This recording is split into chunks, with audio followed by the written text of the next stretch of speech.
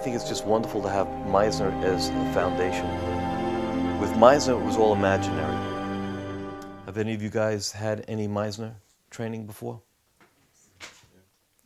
Yeah? Do you know about Meisner? I'll just tell you a little brief history. In around 1930, the Moscow Art Theater Company came to New York. And the actors that saw them working were blown away by what they saw. Nobody seemed like they were acting. Everybody seemed to be real, from the lead to the smallest parts. Everybody seemed to be real. So a man named Harold Clurman and a man named Lee Strasberg and a woman named Cheryl Crawford got together, about 30 actors, and formed the group theater.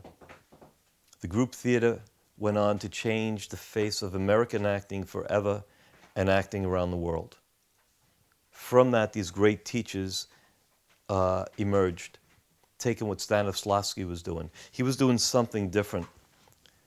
Prior to that, actors indicated feelings. They made believe. They acted angry or sad or happy. They acted it. They worked from the outside in, meaning from the wardrobe, the hair, the makeup. All that was going to change now. Now we were going to act from the inside out. We'd get in touch with the emotional life and work our way out that way. So they were taking what Stanislavski was doing and they were making it their own. The difference between Strasberg and Meisner was Strasberg would use affected memory and he would draw directly from real life. And a lot of the actors didn't like that. They didn't like bringing up painful events of their life for their acting. With Meisner, it was all imaginary. It's as if this is happening. An actor can't say, I would never do this. An actor has to say, under what situation would I behave this way? And we could do that through use of our imagination, which was Sandy's way. So Sandy developed his technique.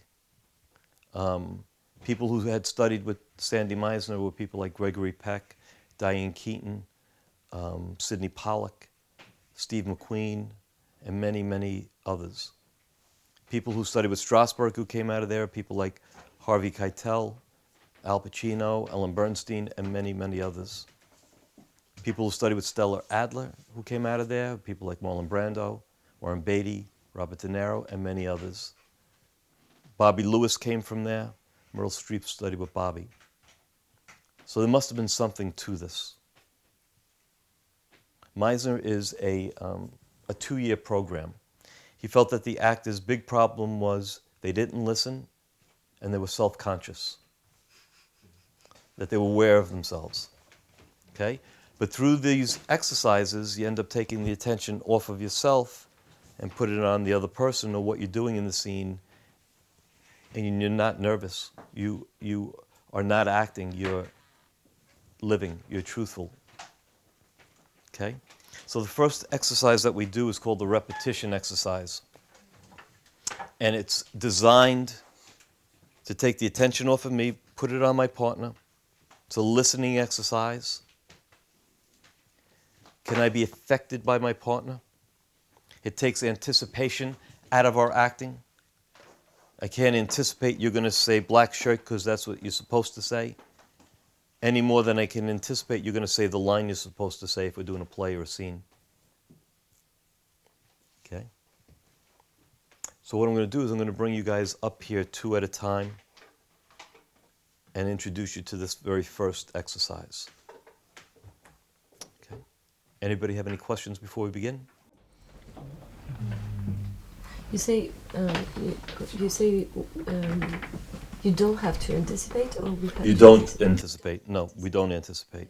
So that when we're working on a scene, it's never the same. I'm not changing the interpretation, but I am really listening and really being affected by what's happening to you in this moment today. Even if we're doing the play night after night, or we're doing the scene take after take, there's no way it can be exactly the same. And we're not trying to repeat it. I'm not changing the interpretation, but I'm really allowing my partner to affect me. What I do doesn't depend on me. It depends on on the other person. So one of the things I love about Meisner as a foundation, if I'm doing a scene, I know what our relationship is in the scene. I know what I want in the scene. I know what happens if I don't get it. But what I don't know is how am I going to go about getting it? That depends on what I'm getting off of my partner. That has to affect me, otherwise I'm acting by myself. Okay?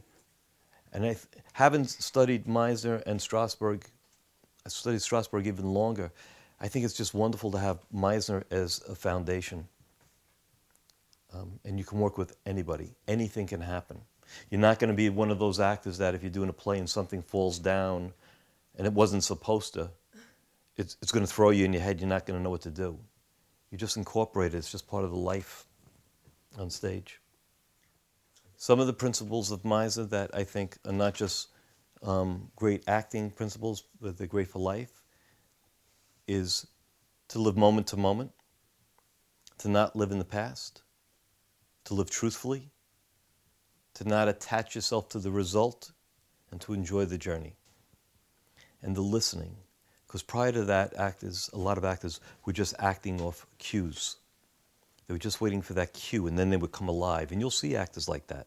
If you go see some theater or sometimes in the movies, you'll just see that there's nothing going on, and they react on the cue. Not so for us. So the first exercise we do is called the repetition exercise. Okay, I told you, Sandy felt that the actor was self-conscious and they didn't really listen. So this exercise begins to address that.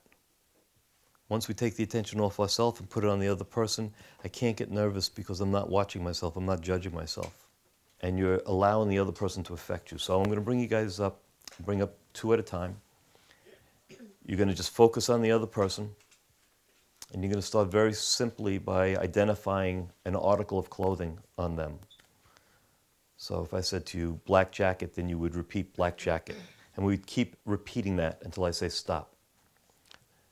Black jacket, black jacket, black jacket, black jacket, black jacket. Okay? You don't try to make it interesting. You don't try to make the other person do anything. The philosophy of Meisner is what you do doesn't depend on you, it depends on your partner. Eventually it's going to change a little bit. It's going to change your behavior for sure. Okay? And then we'll start to make changes because we see a change in the person's behavior. We start to identify the changes that are happening in the person. Okay.